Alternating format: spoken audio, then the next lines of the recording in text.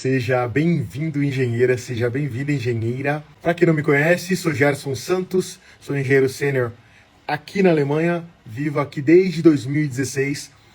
Eu vou começar aqui sobre o tópico de documentação. Quais são os documentos mais importantes para você utilizar na sua candidatura para uma vaga de engenheiro aqui na Alemanha, né?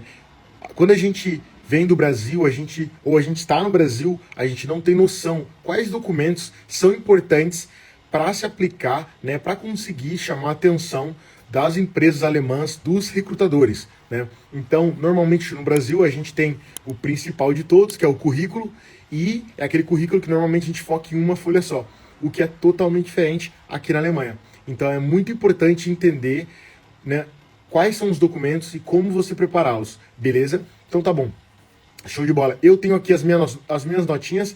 Por quê? Porque esse tema é gigantesco. Eu tava preparando aqui a live e eu pensei, caramba, gerei em torno de 20 folhas com notas, com informações. Eu tive que compilar isso aqui, virou em torno de 3 folhas, só com mini tópicos. Então, para eu conseguir fazer essa live ficar eficiente, vocês também terem um compilado muito bom de informação sobre checklist de documentos, eu tenho sempre minha notinha comigo, beleza? Então, se você é engenheiro e conhece outro engenheiro que quer vir para a Alemanha, tem um sonho de trabalhar aqui, não esquece de compartilhar essa live, avisar o seu amigo, sua amiga, porque ele também merece, né, ser reconhecido, muito bem pago nas terras alemãs, beleza? Show de bola. Ó, então, eu vou começar aqui e eu vou falar já o nome dos 5 documentos que a gente vai falar na live e depois eu vou abordar um a um, beleza? Show de bola. O primeiro aqui é a carta de intenção, né? Anschreiben, em alemão. É uma carta de intenção, de motivação, né? Quando você se aplica a uma vaga de engenheiro na Alemanha. O segundo documento aqui é o Curriculum Vitae, né? O Lebenslauf, né? Em alemão, tá? O terceiro aqui a gente vai falar são certificados, né? Em alemão. O quarto aqui é carta de recomendação, né? Arbeitszeugnis, né, as cartas de recomendação, né, um endossamento. E o quinto que a gente vai falar hoje é o comprovação de aptidão, né, amostra de trabalho, Arbeitsproben, né, ou seja, né, você mostrar que você realmente consegue, né, aplicar o que você aprendeu na teoria ou o que você falou no teu currículo, na tua apresentação, documentação de candidatura. Vamos falar desses 5 documentos aqui, né? E eu falei para vocês, se tiverem alguma dúvida em relação a eles, coloquem aqui embaixo nos comentários e no final da live eu trabalho para responder vocês. Fechou? Show de bola. Vamos começar sobre a carta de intenção, né?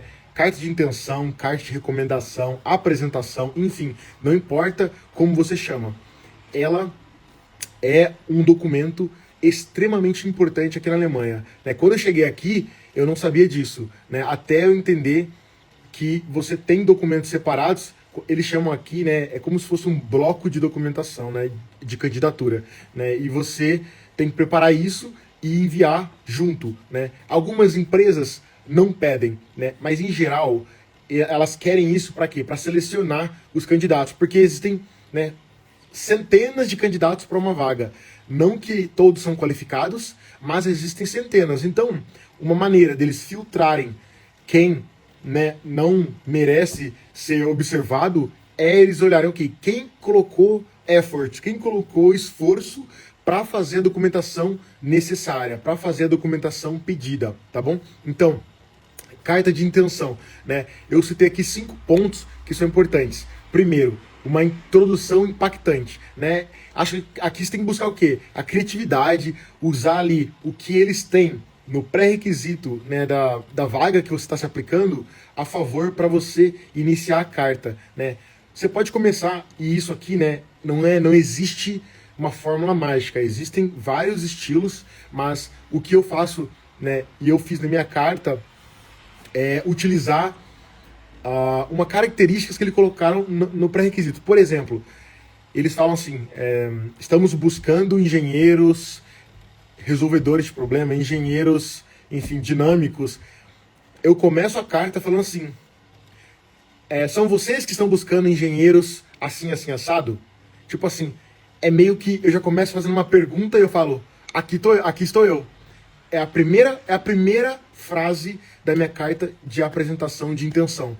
É tipo assim, a pessoa não espera isso. Tipo, são vocês que estão buscando esse tipo de engenheiro? Aqui estou eu, né? Às vezes sai estranho porque eu tô traduzindo, eu tô pensando na frase em alemão e tô traduzindo, tá? O negócio é, você tem que chamar atenção, porque nos dias de hoje, se você não chamar atenção, né, a pessoa não fica, ela vai embora, né? E tá tudo bem, mas no caso de se aplicar uma vaga, você tá ali, às vezes você foca em algumas, então realmente faça algo muito bem feito, tá bom? E com inteligência, com estratégia, tá? Então tente chamar atenção na primeira frase da tua carta. Não começa aquela coisa monótona, né? Fulano de tal, blá blá blá. Começa com uma coisa que chame atenção, mas que seja profissional. Como eu falei, por exemplo, né? Aí uma apresentação aí diferente, tá bom? Segundo ponto aqui, né? É você trazer que você vai solucionar o problema por trás da vaga. Qual o problema? Todos os engenheiros aqui são resolvedores de problema. As vagas de emprego são problemas específicos. Qual é o seu trabalho? É entender qual é o problema por trás da vaga, né? Ou seja, por que a vaga está aberta? Porque tem um problema. Qual que é o maior problema? Você precisa descobrir isso e você precisa colocar isso aí no começo, que você é a pessoa que destrói esse problema. Por quê? Porque você quer chamar atenção. Você quer fazer com que eles realmente olhem para você e te chamem para uma entrevista. Você precisa provar que você é o candidato ideal ou está muito similar a isso. Então você precisa olhar para isso. Qual que é o problema da vaga? Eu vou achar uma informação da minha carreira ou, enfim, dos meus estudos, da minha vida, que eu resolvi uma situação similar. Não precisa ser a mesma situação. Se for, é perfeito. Mas se for uma situação similar, já ajuda muito, tá bom? Então, pense nisso quando você for fazer a sua carta de intenção. Mostre que você resolveu o problema e que você vai resolver o problema da vaga. E daí você tem a chance de falar isso pessoalmente, explicar um pouquinho mais sobre isso, tá bom? Terceiro ponto aqui. Numa carta, você tem que ter a motivação genuína. É mostrar para a empresa que você realmente quer, né, essa posição. Você quer trabalhar lá. E claro, você tem que mostrar o porquê, né? E óbvio, para isso você tem que ter uma pesquisa, tem que entender o que a empresa faz, o que a vaga pede, o que você pode trazer, né? Por que você é o diferencial, por que você é a pessoa que tem que ser chamada. Isso é muito importante, tá? Se você não mostrar essa motivação, cativar eles, essa energia, eles vão passar pro próximo, né? Existem muitos candidatos, como eu falei, né? É igual o vestibular. Existem milhares de pessoas, mas só os que realmente se destacaram, trabalharam, estudaram, vão conseguir essa oportunidade, tá bom? Show. Quarto ponto aqui é uma conclusão convincente, né? Ou seja, você tem que, né, depois de estruturar toda a tua carta, né, fazer uma apresentação aí diferente, né, trazer um contexto que mostre que você vai solucionar os problemas, né, da vaga. Você termina, né, enfim, talvez mostrando ali com os seus pilares, né, com a sua formação, com as suas skills, que você realmente é a pessoa que tem que ser chamada para conversar com eles e para, né, possivelmente ocupar a vaga de engenheiro aqui na Alemanha. Beleza? Show. O quinto e não menos importante, né, é adaptar, né, a tua carta para a vaga específica. Então você precisa realmente entender o que eles buscam na vaga para que você consiga aplicar isso aí na carta e eles entenderem, caraca, esse engenheiro, essa engenheira, ela investiu tempo estudando a vaga, estudando a empresa, fazendo um match entre o perfil dela, o perfil dele e da vaga e escreveu a carta. Isso, eles precisam sentir isso. E detalhe, a carta de intenção você pode e deve falar das suas soft skills, comunicação, resolução de problema, liderança, enfim. É a hora que você mostra isso, beleza? Show. Engenheiro não é feito só de hard skills, é também feito de soft skills. Então você precisa utilizar a sua oportunidade para mostrar o que você tem. Fechou? Show de bola. Esse é o primeiro documento, como eu falei para vocês. Eu tenho aqui um compilado dos 5 documentos. Tendo dúvida, escreve que eu respondo na sequência. Show? Segundo documento aqui, vamos para o currículo, tá? Então, currículo é de praxe. Não utilize o formato brasileiro, utilize o formato alemão. Eu sempre falo para vocês, escrevam aí na internet, DIN 5008. DIN 5008. É quase como se fosse a BNT, né? A norma brasileira. Eles indicam, cara, faça o currículo assim, com essa formatação, com essa estrutura, porque alemão é organizado e, claro, eles gostam da informação assim. Então você precisa organizar do jeito que eles gostam. É assim, você está se aplicando na Alemanha, né?